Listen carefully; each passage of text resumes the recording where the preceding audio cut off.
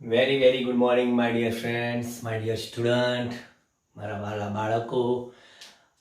આજે ગણેશ ચતુર્થી, ગણપતિ દાદા મોર્યા એમનો આજે પવિત્ર દિવસ છે અને એ દિવસ નિમિત્તે તમને સર્વે વિદ્યાર્થી મિત્રોને ગણપતિ દાદા તરફથી ખૂબ ખૂબ આશીર્વાદ અને ખૂબ ખૂબ ભણો, ખૂબ ખૂબ બુદ્ધિ તમને મળે એવી ગણપતિ દાદાના આશીર્વાદ અને મારી આશીર્વાદ અને મારા પણ એવા જ શુભ આશીષ તમને. ઓકે, હવે આપણે પ્રકરણ નંબર 4માં સ્વાધ્યાયના દાખલા તરફ જઈએ છીએ. સ્વાધ્યાયના દાખલા જે ટોપિક આપણે ભણી ગયા છે ને એના જ જોઈશું. બરાબર, સહેજ પણ સમય બગાડ્યા વગર સ્વાધ્યાયના દાખલામાં સ્વાધ્યાય 4.1 આપણે શરૂ કરી દઈએ. બરાબર, આ આપણી પાઠ્યપુસ્તક અને પાઠ્યપુસ્તકની પાછળ આપણા સ્વાધ્યાયના દાખલા.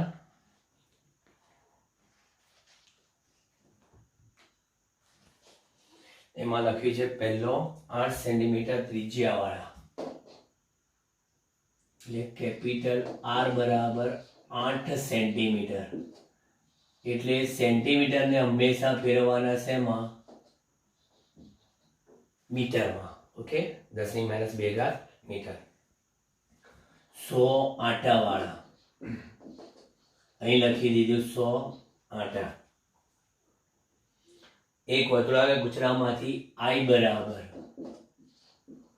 0.40 એમ્પિયર પ્રવાહ, એટલે આપણે એને લખીએ 4×10⁻1 એમ્પિયર પ્રવાહ. તો ગુચડાના કેન્દ્ર પર ચુંબકી ક્ષેત્ર B કેટલું હશે? કેન્દ્ર પર ચુંબકી ક્ષેત્ર આપણે શોધવું છે. સૂત્ર આપણને ખબર છે કે ગુચડાના કેન્દ્ર પાસે ચુંબકીય ક્ષેત્ર અને એનું મૂલ્ય, કારણ કે અહીંયા પ્રવાહની ડિરેક્શન આપેલી નથી આપણને, નહીંતર આપણે કહેત કે આ દિશામાં, તો B બરાબર μ0I અપોન કેટલા 2R. આ એની ફોર્મ્યુલા છે. તો કિંમત મૂકશો તો 4π × 10⁻⁷ ઇન્ટુ પ્રવાહ 4 × 10⁻1 અપોન 2 × R 8 × 10⁻² કેટલા 2. એટલે B બરાબર ચોકું 16 અને 8 દૂને 16, એટલે રહ્યા ખાલી કેટલા પાઈ.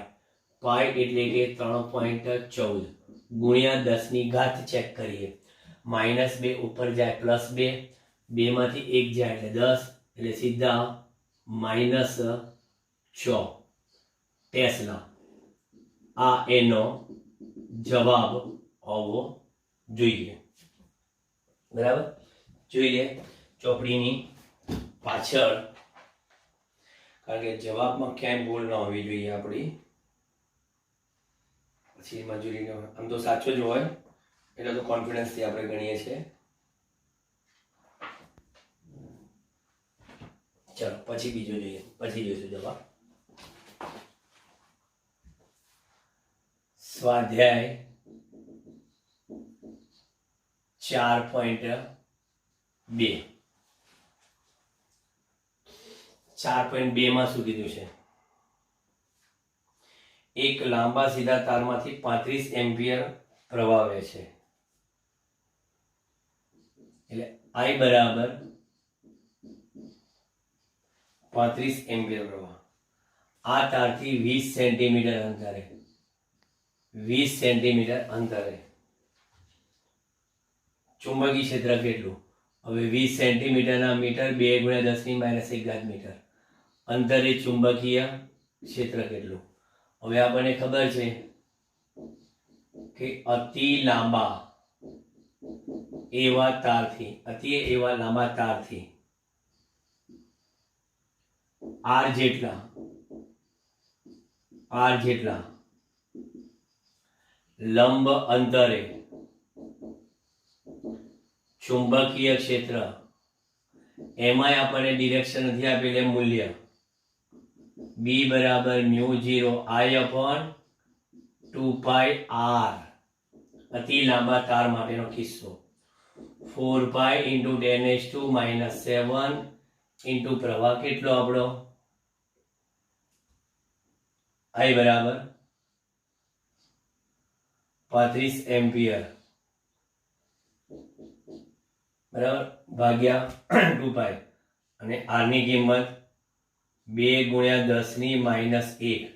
હવે તમે જોઈ શકો છો કે નીચેના 4 પાઈ કેન્સલ એટલે 35 × 10⁻1 ઉપર જાય +1 -6 ટેસ્લા નહીતર પછી 1 પોઈન્ટ ડાબી બાજુ લઈ જાઓ તો 3.5 10⁻5 ટેસ્લા એટલે આ જવાબ કહેવાય અને ઉપરનો જવાબ એ રહ્યા. બંને જવાબ સાચા છે. આપણે દશાંશ ચિહ્ન પછીના એક આંકડાની ચોકસાઈ સાથે લખીએ એટલે આ રીતે 40 જાય. ચલો 4.3 સમસ્થિતિ સમતલમાં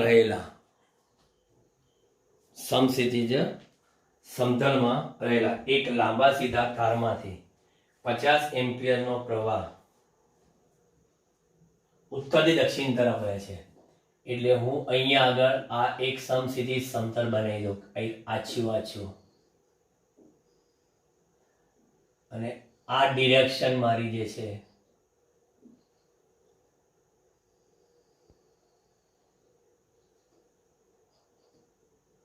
બરાબર આને કહીએ છીએ આપણે પૂર્વ પશ્ચિમ આ દક્ષિણ અને આ ઉત્તર પૂર્વ પશ્ચિમ ઉત્તર દક્ષિણ 50 એમ્પિયર જેટલો પ્રવાહ ઉત્તરથી દક્ષિણ તરફ વહે છે એટલે એનો અર્થ એ થયો કે આપણે તારને અહીંયા મૂકી દઈએ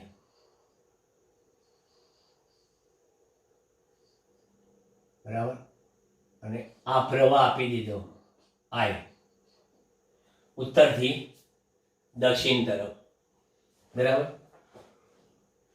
તારની પૂર્વમાં 2.5 મીટર અંતરે એટલે અહીંયા પૂર્વમાં અહીંયા આગળ આ આર બરાબર 2.5 મીટર અંતરે આવેલું આ બિંદુ પી એટલે હું આર બરાબર લખું કેટલું 2.5 મીટર અને પ્રવાહ આઈ મને આપેલો છે કેટલો 50 એમ્પિયર.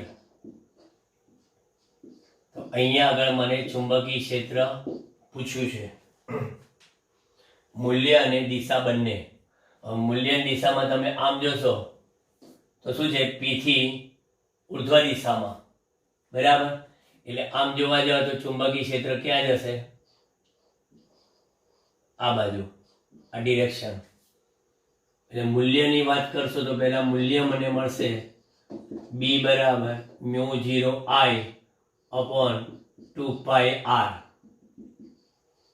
માટે બી પાસે ચુંબકીય ક્ષેત્ર 4 પાઈ ઇન્ટુ 10⁻⁻7 આઈ બરાબર કેટલા છે 50 એમ્પિયરનો પ્રવાહ ભાગ્યા 2 પાઈ ઇન્ટુ આર કેટલું 2.5 બસ 2.5 મીટર છે ચલો એટલે ફેરવવાના નથી બરાબર 2.5 મીટર અંતર છે તો પછી બી બરાબર કેટલા અહીંયા તો શું છે પાઈ પાઈ કેન્સલ થઈ જશે 2.5 દુ 5 થશે એટલે ઉપર 10 થઈ જશે બરાબર એટલે આ 4 ઇન્ટુ 10⁻10 × 10⁻7 એટલે 10⁻6 ટેસ્લા 4 ઇન્ટુ 10⁻6 ટેસ્લા અને દિશા કઈ પી બિંદુએ ઉર્ધ્વ દિશામાં પી બિંદુએ ઉર્ધ્વ દિશામાં આ એનું ચુંબકીય ક્ષેત્રનું મૂલ્ય થયું. પછી જવાબ બધા આપણે એક સાથે જોઈ લઈશું પાછળ પછી જે બી હોય ભૂલચૂક લેવી દેવી કાં તો ન ભૂલચૂક જે બી જોઈશું. સ્વાધ્યાય 4.4 માથા પરથી પસાર થતા વીજળીના તારમાંથી 90 એમ્પિયર વિદ્યુત પ્રવાહ. ઓકે, એટલે પહેલા અહીં માહિતી લખું, આકૃતિ પેલી બાજુ છે. 90 એમ્પિયર વિદ્યુત પ્રવાહ પૂર્વથી પશ્ચિમ દિશા તરફ વહે છે. આ તારથી 1.5 મીટર નીચે ચુંબકીય ક્ષેત્ર કેટલું? 1.5 મીટર નીચે ચુંબકીય ક્ષેત્ર કેટલું?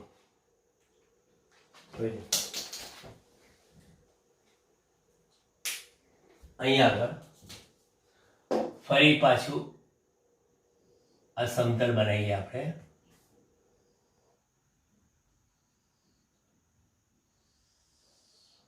પૂર્વ પશ્ચિમ, આપણી ડિરેક્શન પશ્ચિમ, પૂર્વ, ઉત્તર, દક્ષિણ. બરાબર. હવે પ્રવાહ જે છે એ આ બાજુ છે, એટલે આને તાર ગણીએ આપણે. બરાબર. અને પ્રવાહ ક્યાંથી ક્યાં જાય છે? પૂર્વથી પશ્ચિમ દિશા તરફ, એટલે આ પ્રવાહ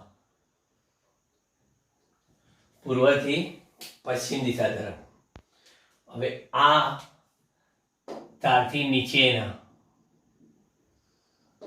બરાબર, એવું આ પી બિંદુ, એટલે માથા ઉપરથી ગયો એટલે આ નીચેનું પી બિંદુ. અહીંયા આગળ ચુંબકીય ક્ષેત્ર ક્યાં આવશે? તમે જોઈ લો, અંગૂઠો આમ, અહીંયા આંગળી ભટકાય, પી થી આંગળી આમ આવી, એટલે અહીંયા ચુંબકીય ક્ષેત્ર આ બાજુ આવશે, પી બિંદુ આગળ. ખ્યાલ આવી જ ગયો હશે, ડિરેક્શન કઈ મળી, જોઈ લો. અહીંયા આગળ પી બિંદુ પાસે ચુંબકીય ક્ષેત્રનું મૂલ્ય અતિ લાંબા તારના કિસ્સામાં μ0I/2πr, તો B બરાબર 4π × 10⁻⁻⁷. પ્રવાહ આપણો 90 એમ્પિયર, 2π × r, r 1.5 મીટર અંતરે, 1.5 મીટર. બરાબર. અહીં પાઈ કેન્સલ, 1.5 × 3, 3 કરશો તો 35, બરાબર. 30 × 4, 120 × 10⁻⁷, આટલા ટેસ્લા.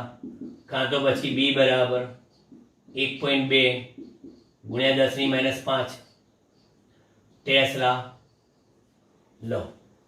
બરાબર. અને દિશા કઈ? દિશા પી બિંદુથી દક્ષિણ તરફની દિશામાં. બરાબર. આ પી બિંદુથી દક્ષિણ તરફની દિશામાં એની ડિરેક્શન થશે. ક્લિયર? બરાબર. જોઈ લો, નજર મારી દો. અને સ્ક્રીનશોટ લેતા પહેલા હું જરા જોઈ લો બધાના જવાબ. બરાબર. મેં ના કીધું પાછળ જવાબ જોઈએ એટલે આપણને ખબર પડે. અહીંયા આટા હતા એટલે આપણે અહીંયા આગળ આટા વડે ગુણવાના હતા, n આટા. કારણ કે કેન્દ્ર પાસેનું ચુંબકીય ક્ષેત્ર સૂત્ર સાચું, પણ આટા n લેવા પડે ને, એટલે ગુણ્યા અહીંયા આગળ શું આવશે? 100 આવશે. બરાબર. હવે 100 આવી જાય એટલે અહીંયા 2 ઘટી જાય, 2 ઘટી જાય એટલે સીધો જવાબ આપણો આવે 10⁻⁴. બરાબર. એટલે આમાં આપણે ચેક કરીએ ત્યારે આ કરેક્શન આપણું આવ્યું. જોઈ લઈએ. એટલે કહું છું હમણાં સ્ક્રીનશોટ ના લીધા. ઓકે, બધા જવાબ ક્લિયર છે. બસ હવે લઈ લો બોર્ડનો સ્ક્રીનશોટ. પછી આપણે આગળ જઈએ દાખલા નંબર 4.5 તરફ.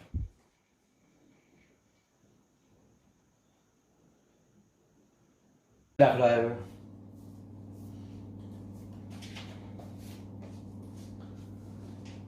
છેલ્લે માથા પરથી પસાર થતા વીજળીના તારવાળો કર્યો.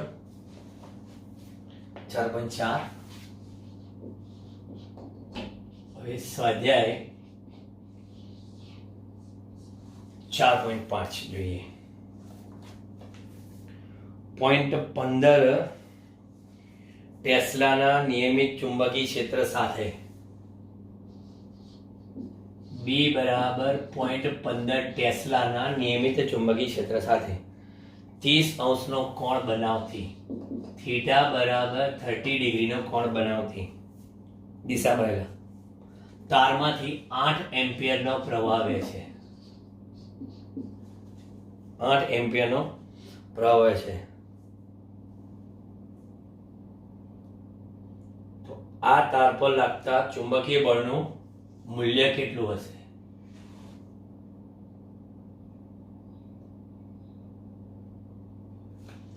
ચુંબકીય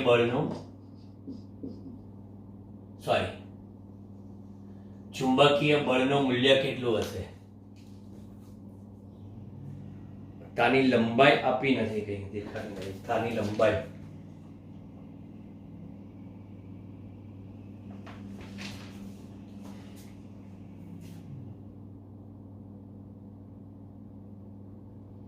એકચ્યુઅલી આ ચુંબકીય બળ રકમમાં ભૂલ છે.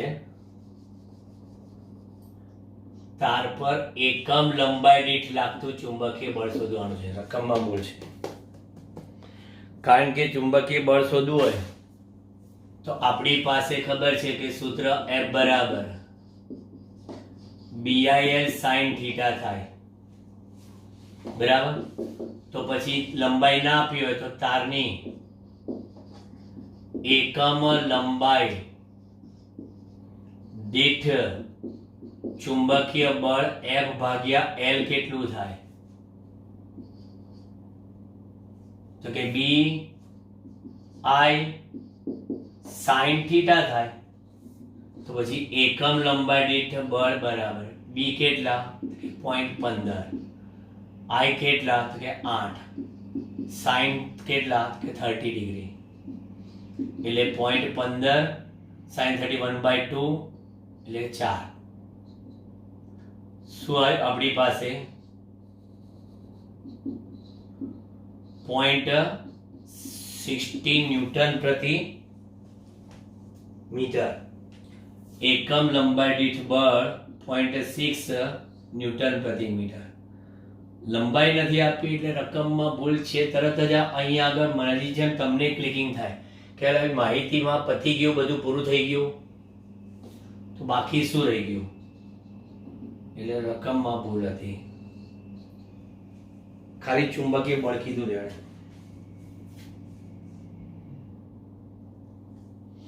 3 સેન્ટીમીટર લંબાઈના તારમાંથી 10 એમ્પિયર વિદ્યુત પ્રવાહ પસાર થાય. જો અહીંયા આગળ તારની લંબાઈ આપી 3 સેન્ટીમીટર એટલે 3 × 10⁻² મીટર. ચલો, અને એમાંથી I બરાબર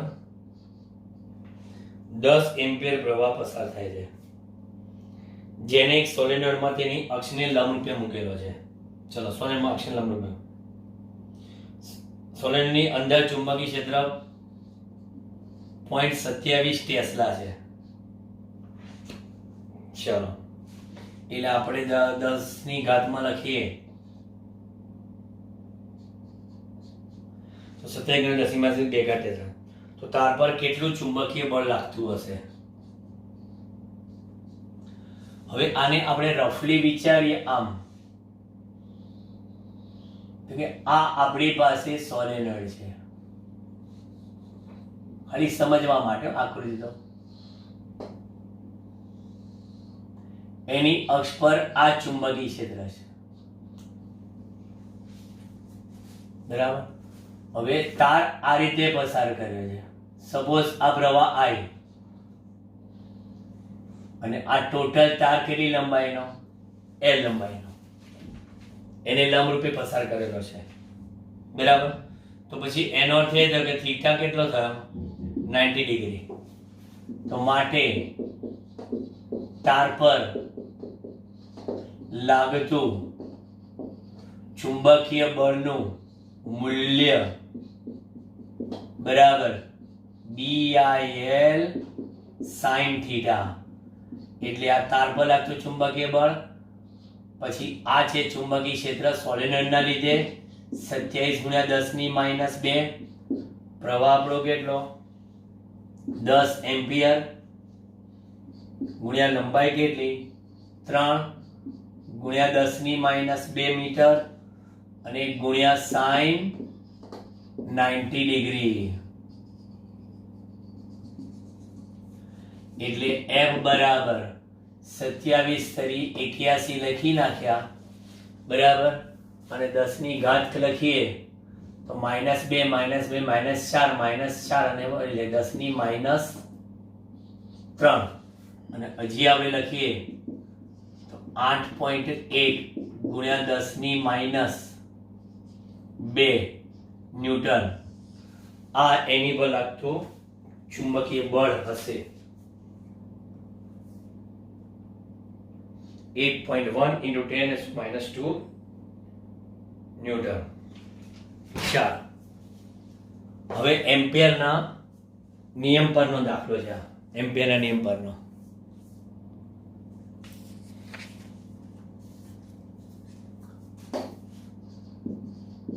સ્વાધ્યાય 4.7. દાખલા નાના નાના છે, અમુક દાખલા મોટા હોય તો આખા લેક્ચરમાં માળ 3 દાખલા થયા હોય.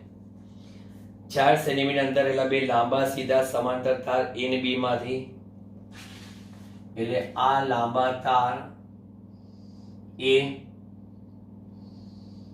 અને B, બે લાંબા તાર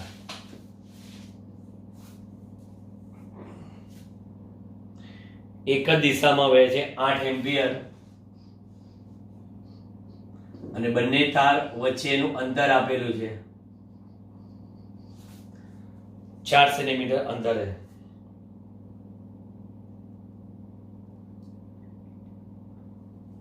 આ 8 એમ્પિયર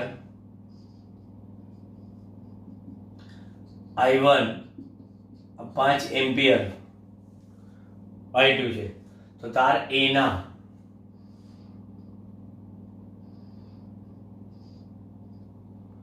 આટલા L બરાબર 10 સેન્ટીમીટર વિભાગ પર, તાર A ના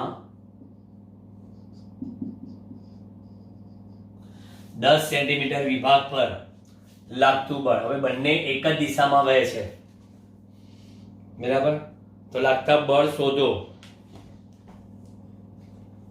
તો હવે આ પ્રવાહ આમ જાય છે બરાબર, હવે આની પર બળ જોયો તો આ બળ અનુભવે છે, એટલે આનું ચુંબકીય ક્ષેત્ર ક્યાં આવશે આમ કરીને આમાં બહાર તરફ, એટલે હું એને આ બાજુ બતાવું. ધારો કે બરાબર બહાર તરફ, અહીંથી આમ દાખલ થતું અને અહીંથી બહાર આવતું, એટલે આ બહાર આવતું ચુંબકીય ક્ષેત્ર કોનું, આ B તાર છે બરાબર, એટલે BB લખું, B તારનું. હવે આ ચુંબકીય બળ હોય, હવે તમારી પાસે પ્રવાહ આ બાજુ, ચુંબકીય ક્ષેત્ર આ બાજુ, તો જોઈ લો અહીંયા આગળ બરાબર, એટલે આ તાર પર ચુંબકીય બળ આ દિશામાં લાગશે, એટલે કયું F of AB.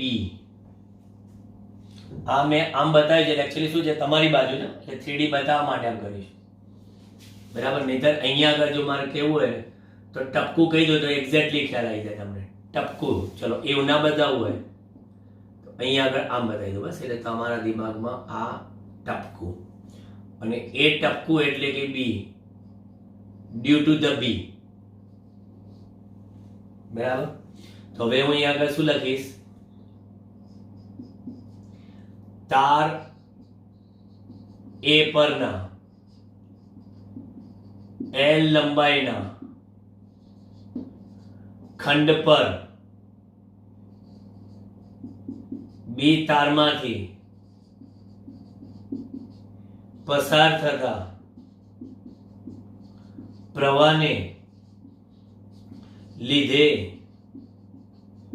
ઉદ્ભવતા ચુંબકીય ક્ષેત્રના કારણે લાગતો ચુંબકીય બળ નું મૂલ્ય કોની પર?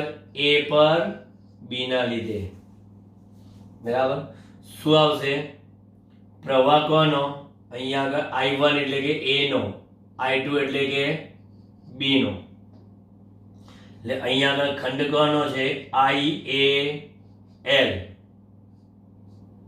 ચુંબકીય ક્ષેત્ર કોનું? BB. અને સાઇન કેવા થવાના? 90. બરાબર. IL B sine. બીજું, પરંતુ BB કેટલું? તો કે આ ડિસ્ટન્સ બંને વચ્ચેનું કેટલું લઉં છું? R. તો BB બરાબર μ0 IB upon 2 pi R. હવે એ વેલ્યુ મૂકી દઉં તો FAB બરાબર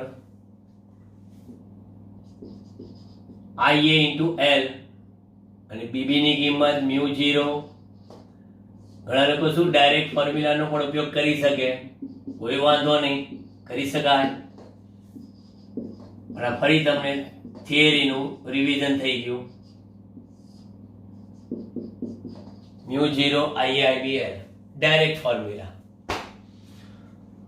હવે અહીંયા આગળ IA 8 ampere, IB 5 ampere, L 10 centimetre, 10 ની -1 મીટર, R 4 સેન્ટીમીટર, 4 ગુણ્યા 10 ની -2 મીટર. એમ કે CGS નું ખાસ ધ્યાન રાખવું પડશે ભાઈ. બરાબર, એ વગર નહીં ચાલે.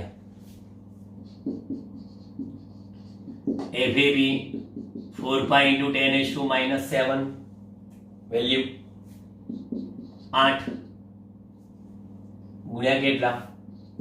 5 ગુણ્યા કેટલા? 10 ની -1 છેદમાં 2 pi.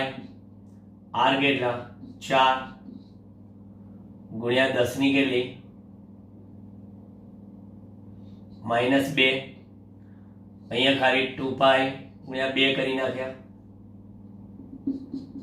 એટલે FAB બરાબર, જો અહીંયા મેં 2 વડે ગુણી નાખ્યા, પાછા 2 દુ 4 કરું, અહીંયા આગળ 2 દુ 4 કરું, અને પાછા અહીં 2 ચોકું 8 કરું, શું થશે? 5 ચોકું ને 20 થઈ ગયા.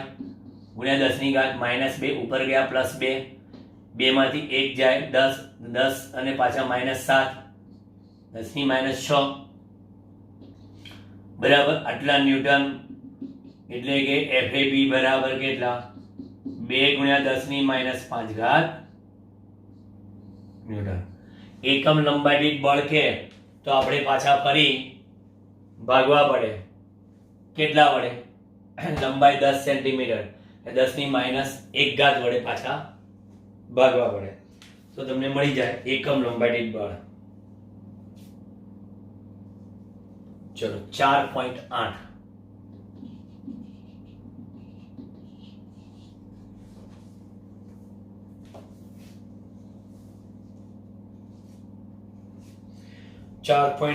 માં 80 સેન્ટીમીટર લંબાઈના સોલેનોઇડ પર પાસે દરેક 400 આંટા ધરાવતા 5 આવરણ વીંટાળેલા છે. હવે અહીંયા આગળ L બરાબર 80 સેન્ટીમીટર એટલે કે 8 ગુણ્યા 10 ની -1 ઘાત મીટર થાય. અને આ સોલેનોઇડની જે ત્રિજ્યા છે R,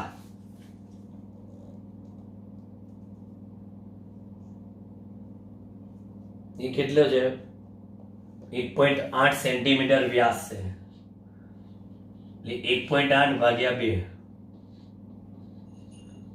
0.9 સેન્ટીમીટર, એટલે 9 ગુણ્યા 10 ની -2 ઘાત મીટર. એટલે સેન્ટીમીટર મીટર 10 ની -2 હોય એટલે 10 ની -3 થશે. બરાબર, 0.9 સેન્ટીમીટર, 9 મિલીમીટર. એટલે અહીંયા આગળ કહેવાશે L is very much greater than R હોવાથી તેને અતિ લાંબુ સોલેનોઇડ કહી શકાય. હવે અતિ લાંબુ સોલેનોઇડ કહી શકાય તો પછી માટે તેની અક્ષ પરના કોઈ પણ બિંદુએ ચુંબકીય ક્ષેત્ર સૂત્ર B બરાબર μ0 IN વડે મેળવી શકાય. જ્યાં n બરાબર એકમ લંબાઈ દીઠ આંટા છે, જ્યાં n બરાબર સોલેનોઇડની એકમ લંબાઈ દીઠ આંટા છે. સોલેનોઇડની એકમ લંબાઈ દીઠ આંટા કહી દીધી મેં, બરાબર. તો માટે અહીંયા આગળ n બરાબર n/l થશે, કારણ કે l લંબાઈમાં કુલ આંટા કેટલા? n. પાછું લખ્યું છે અત્રે એને 400 આંટા વાળા 5 આવરણ છે. અત્રે 400 આંટા વાળા 5 આવરણ માટે n બરાબર 400 ગુણ્યા 5 બરાબર 2000 આંટા થાય, બરાબર. બાકી બધી કિંમત છે જોઈ લો. આ કેપિટલ L સોલેનોઇડ લંબાઈ L લખી છે ને, બરાબર. એટલે બે આંટા ટોટલ મળી ગયા, લંબાઈ મળી ગઈ. તો પછી માટે B બરાબર μ0 IN/L પરથી મને મળે છે 4 × 10⁻⁻7 ઇન્ટુ પ્રવાહ કેટલો છે? પ્રવાહ નહીં લખ્યો, 8 એમ્પિયરનો પ્રવાહ વહી રહ્યો છે. 8 એમ્પિયરનો પ્રવાહ 2000 આંટા ભાગ્યા લંબાઈ 8 ગુણ્યા 10⁻1. 8 8 તો કેન્સલ થઈ ગયા. 4 દુને 8 પાઈ, બરાબર. 4 દુને 8 પાઈ લખી નાખ્યા. 10⁻3 ઉપર 10⁻4 7/4 -3 ટેસ્લા. આ આપણો જવાબ હોવો જોઈએ.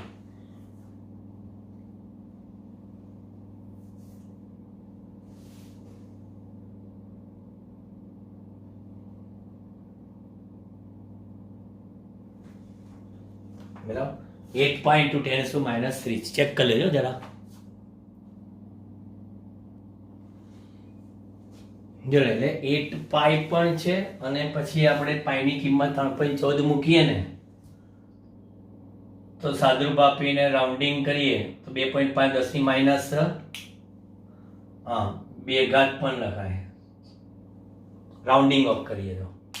એટલે આ જવાબ સાચો, આ જવાબ સાચો. પાઈના પદમાં જવાબ આપણો સાચો કહી શકાય છે, બરાબર. હવે જે બે દાખલા છે કેવા છે? કન્ટિન્યુઅસ છે. કન્ટિન્યુઅસ એટલે એક દાખલો છે એની પરથી જ પાછો બીજો દાખલો એ લોકોએ આગળ વધાર્યો છે, બરાબર. જોઈ લો, પેલા સ્ક્રીનશોટ લઈ લો આનો તમે.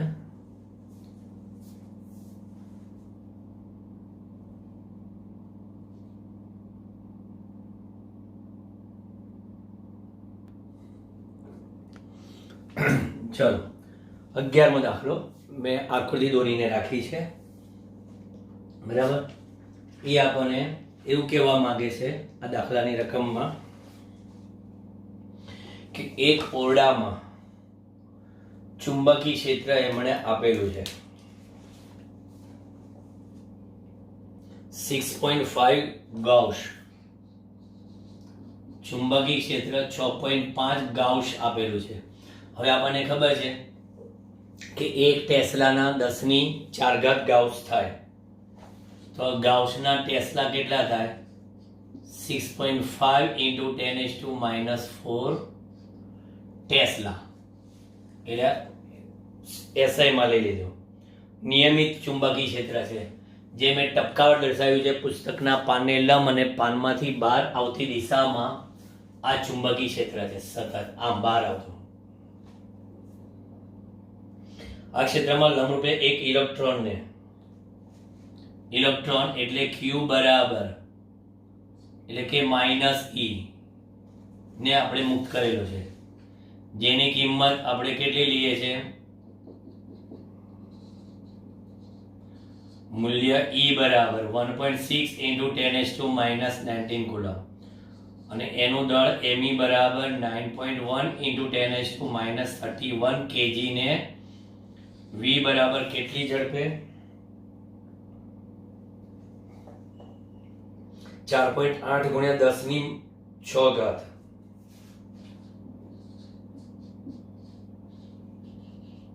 મીટર પ્રતિ સેકન્ડની ઝડપે છોડવામાં આવે છે. તો ઇલેક્ટ્રોનનો માર્ગ વર્તુળાકાર કેમ છે તે સમજાવો, અને આ વર્તુળાકાર કક્ષાની શું શોધો, ત્રિજ્યા શોધો, વર્તુળાકાર કક્ષાની ત્રિજ્યા. હવે જો અહીંથી આ ઇલેક્ટ્રોન આવ્યો એટલે અહીંયા આગળ પર્ટિક્યુલર આ એક બિંદુ આગળ પહોંચ્યો, એક બિંદુ આગળ, તો ત્યાં એનો વેગ v1 સદિશ છે, બરાબર. પણ અહીંયા આગળ v ઝડપે શોધ્યો, છોડ્યો ને, તો એની ઝડપ જે ચુંબકીય ક્ષેત્રમાં એ લંબરૂપે ગતિ કરે તેનું સ્થાનાંતર ચુંબકીય ક્ષેત્રને લંબરૂપે છે, તો બરાબર. તો હવે એની પર લાગતું ચુંબકીય બળની દિશા ઇલેક્ટ્રોન પર કેટલી, બરાબર. તો અહીંયા આગળ 1 નહીં લખું, ચલો અહીંયા A લખું એટલે વધારે ક્લિયર રહેશે. અહીંયા B, અહીંયા C, અને અહીંયા આગળ એનો વેગ VA, બરાબર. પણ VA જે છે, બરાબર, એનું માન કેટલું રહેવાનું, V જેટલું છે, એટલે A પાસે ઇલેક્ટ્રોન પર લાગતું ચુંબકીય બળ સદિશ FA, બરાબર, સદિશ FA બરાબર Q into V cross B અનુસાર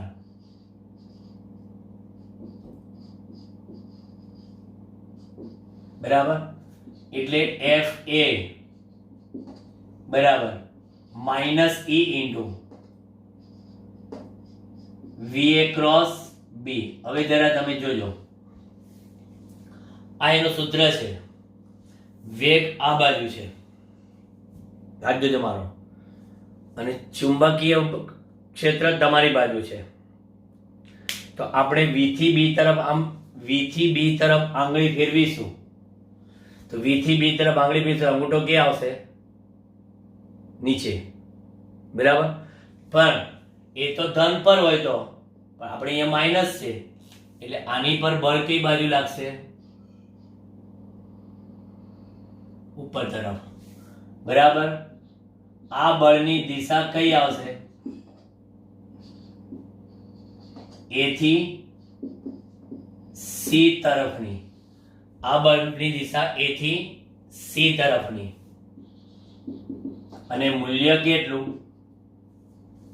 તો કે E V B, કારણ કે ઝડપ VA બરાબર V, કારણ કે લંબરૂપે બળ લાગશે તો એ કાર્ય થશે નહીં ઇલેક્ટ્રોન પર, ઇલેક્ટ્રોન પર કાર્ય થશે નહીં, તેની ઝડપમાં કોઈ ફેર નહીં પડે, એટલે એની ઝડપ અચલ રહેશે, અને એ જ અચલ ઝડપે તે વક્ર માર્ગે ગતિ કરીને B આગળ પહોંચશે, બરાબર. એટલે આ મૂલ્યનું EVB.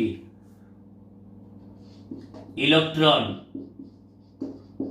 આ બળની અસર હેઠળ, ઇલેક્ટ્રોન આ બળની અસર હેઠળ વક્ર માર્ગે ગતિ ચાલુ રાખી B પાસે પહોંચે ત્યારે તેની પર લાગતું ચુંબકીય બળ. હવે બી પાસે પહોંચ્યો એટલે હું અહીં લખી FB. FB બરાબર ફરી બાજુ minus E VB cross B, કારણ કે અહીંયા B આગળ પહોંચે એટલે ફરી પાછો આ વેગ ક્યાં આવ્યો? ઉપર. પણ એ ભલે વેગ ઉપર છે પણ એ VB નું મૂલ્ય પણ કેટલું થશે? 20 થશે. પણ હવે પાછું જોઈ લો, ઉપર તરફ વેગ આ તમારી બાજુ એટલે V થી B તરફ જશો તો બળ અહીંયા ક્યાં જાય? અહીંયા જાય ડાબી બાજુ. પણ એ ડાબી બાજુ બળ કોની પર? પ્રોટોન જેવા પોઝિટિવ પર. તો નેગેટિવ પર બળ ક્યાં લાગે? એની વિરુદ્ધ. એટલે સીધું બળ આ ક્યાં આવશે? આ મેં બળ લખ્યું FA સદિશ, આ મેં લખ્યું બળ FB સદિશ. બરાબર. તો આ બળની દિશા કઈ? તો કે આ બળની દિશા B થી C તરફની, એટલે ફરી કેન્દ્ર તરફની. અને મૂલ્ય કેટલું? EVB. જોયું? બળનું મૂલ્ય EVB. પછી ફરી પાછું કે છે થર્ડ સ્ટેજ. હવે આ બળની અસર હેઠળ ઇલેક્ટ્રોન ફરી પાછો વક્ર માર્ગે ગતિ કરી ક્યાં પહોંચે? C પાસે પહોંચે ત્યારે તેની પર લાગતું ચુંબકીય બળ ફરી FC, ફરી minus E VC cross B.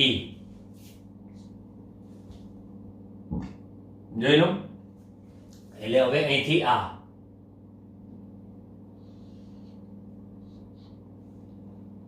અહીંયા આ VC સદિશ એનું મૂલ્ય કેટલું? V. દરેક બિંદુએ વેગ મેં VA VB VC લખ્યા છે પણ એની ડિરેક્શન બદલાઈ છે, પણ મૂલ્ય તો એનું કેવું રહેવાનું? એક સરખું જ. પછી પાછું અહીંથી આમાં ચક્રો મારવાનો છે. બરાબર. એટલે આ થઈ ગયું. આની દિશા કઈ? ફરી પાછું તમારી આગળ બતાવું છું. VC એટલે આ બાજુ વેગ, તમારી બાજુ ચુંબકીય ક્ષેત્ર.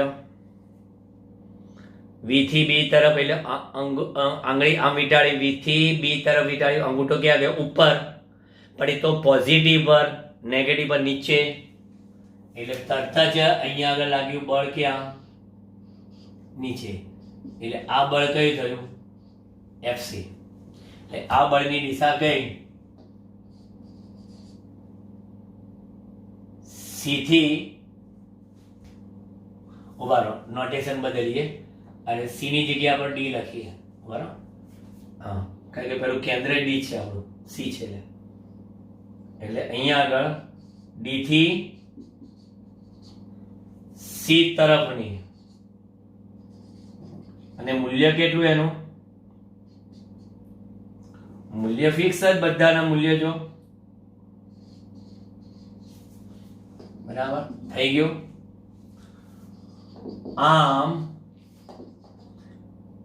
આમ ઇલેક્ટ્રોન દરેક તબક્કે તેની પર લાગતા ચુંબકીય બળની અસર હેઠળ નિયમિત વર્તુળમય ગતિ કરે છે તેમ કહેવાય. અને આ બળની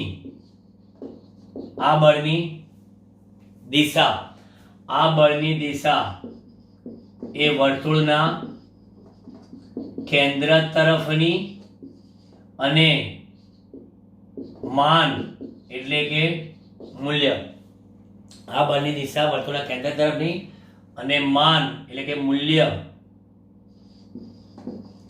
ઈવીબી જેટલું સમાન મળે છે.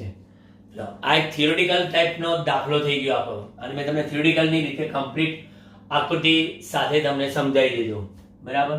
અને માટે ઇલેક્ટ્રોન પર લાગતું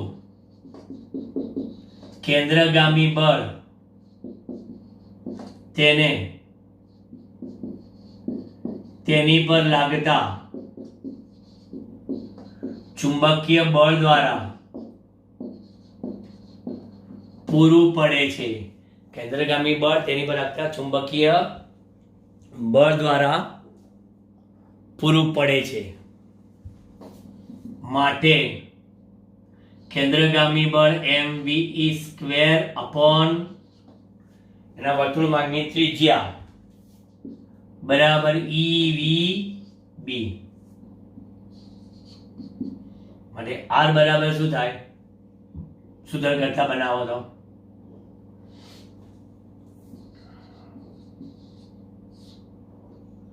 અપોન BE, બરાબર. થીટા ખૂણે દાખલ થતો હોત તો અહીંયા MV sin થીટા લેત, પછી એ થીટા બરાબર 90 મૂકે એટલે આપનો આ જાય ઊભું રહે, એટલે કે R બરાબર 9.1 into 10⁻⁻31 into 4.8 ગુણ્યા 10⁶ divided by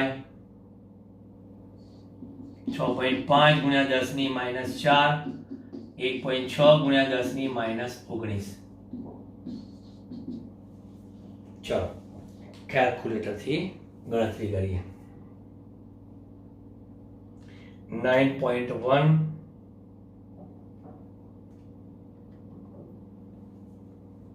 into 4.8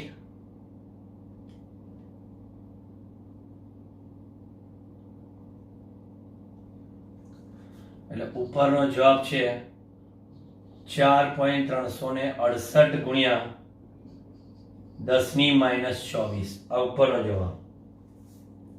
નીચેનો જવાબ 6.5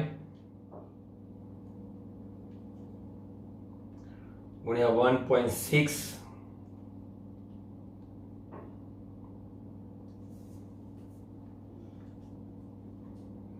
6.5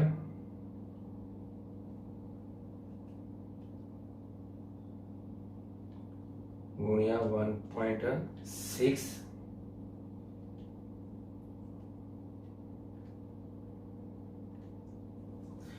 નીચે આવે છે 1.04 ગુણ્યા 10⁻22. એટલે આફ્ટર ઓલ અહીંયા હવે ત્રિજ્યા ફાઇનલ લઈએ તો 4.368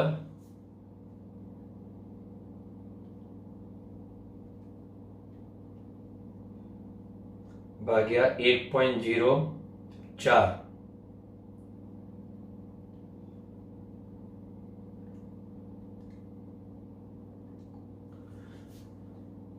0.042 મીટર. 0.042 મીટર એટલે તમે જોવા જાઓ અહીંયા 1 2 4.2 ગુણ્યા 10⁻². મીટર આ વર્તુળ માર્ગની ત્રિજ્યા.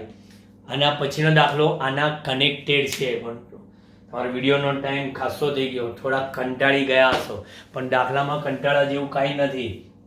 એવું હોય તો વિડીયો પોઝ કરી દેવાનો, બરાબર. થોડી વાર રિલેક્સ થવાનું ને ફરી પાછું તમારે જોવાનું. પણ લાઈવ સેશન તો તમારું કન્ટિન્યુઅસ ચાલશે, એમાં પોઝ સિસ્ટમ નથી આપણી. ઓકે, જોઈ લો દાખલો, પછી આગળનો જોઈ લઈએ આપણે.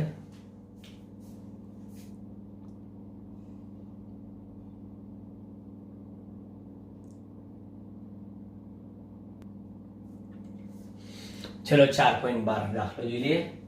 બધી કિંમત 11માં દાખલાની જે માહિતી છે એ જ માહિતી. ઈની કિંમત એ દળ એનું એ ખાલી આવૃત્તિ શોધવાની છે, આકૃતિની જરૂર નહીં, આપણે આકૃતિ રાખી મૂકી છે. હવે આપણને ખબર છે કે ઇલેક્ટ્રોન પર લાગતું બળ F બરાબર EVB લખીએ છીએ, BQ sin થીટા બરાબર, અને કેન્દ્રગામી બળ છે એટલે mv²/r બરાબર EVB લખ્યું.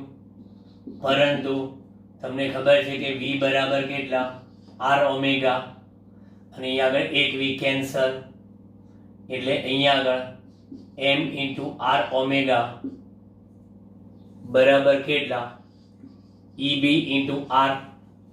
હવે આ સૂત્રમાં તમે જોઈ શકો છો કે માટે ઇલેક્ટ્રોનની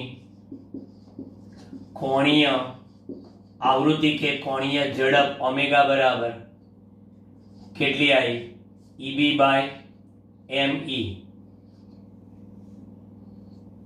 બરાબર, EB/me. આમાં દેખાય છે કે ક્યાંય ત્રિજ્યા પર આધારિત નથી કે ત્રિજ્યા કેન્સલ થઈ ગઈ બરાબર.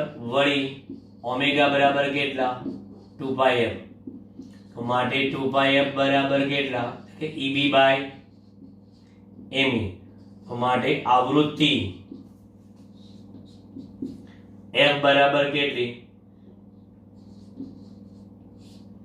EB/2πme. ચલો આ ફ્રીક્વન્સી શોધીએ. 1.6 into 10⁻⁻⁹, 6.5 into 10⁻⁻⁴, 2 into 3.14 into 9.1 into 10⁻⁻31. જોઈએ છે ફ્રીક્વન્સી આપણને કેટલી મળે છે. 1.6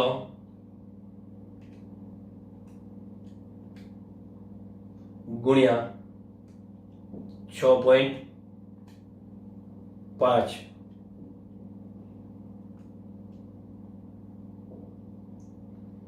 ભાગ્યા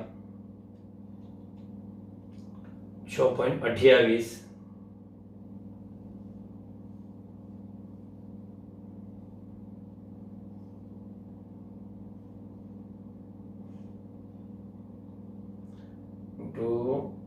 -31.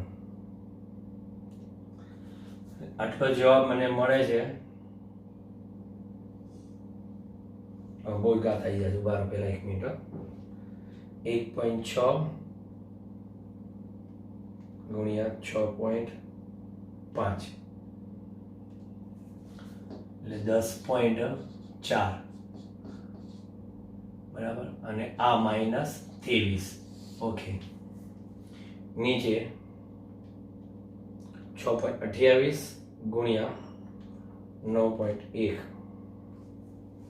57.100 ગુણ્યા 10⁻31. એટલે ફ્રીક્વન્સી f બરાબર 10.4 -23 ભાગ્યા 57.148.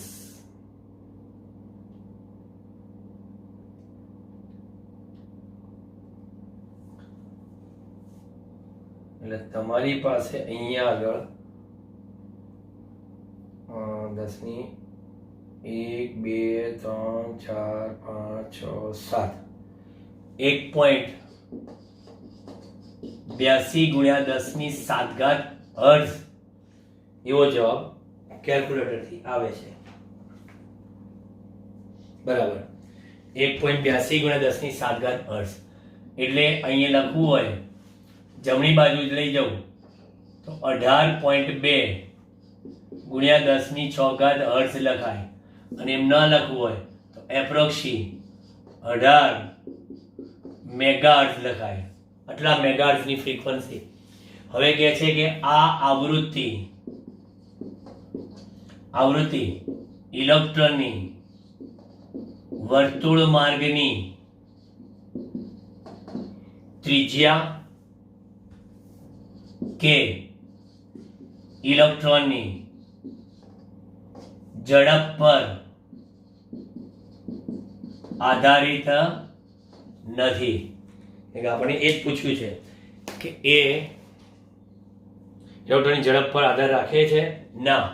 ગમે તે ત્રિજ્યાના માર્ગ ઉપર અને ગમે તે ઝડપથી ભ્રમણ કરે એ આધારિત નથી. બરાબર. હવે સ્વાધ્યાયનો દાખલા નંબર 13 બાકી રહ્યો અને વચ્ચે 9 ને 10મો સ્વાધ્યાયના 3 દાખલા બાકી રહ્યા અને ઉદાહરણમાં પણ 3 દાખલા બાકી રહ્યા પાઠ્યપુસ્તક પર આધારિત. પછી વધારાના સ્વાધ્યાયનો તો આપણે અલગ જ લેક્ચર આવશે. ઓકે, હવે આપણે થિયરી પર જઈશું નેક્સ્ટ લેક્ચરમાં, અને એ છે લંબચોરસ ગૂંચળા પર લાગતા ટોર્કનું સૂત્ર. એ નેક્સ્ટ લેક્ચરમાં. Okay, bye bye.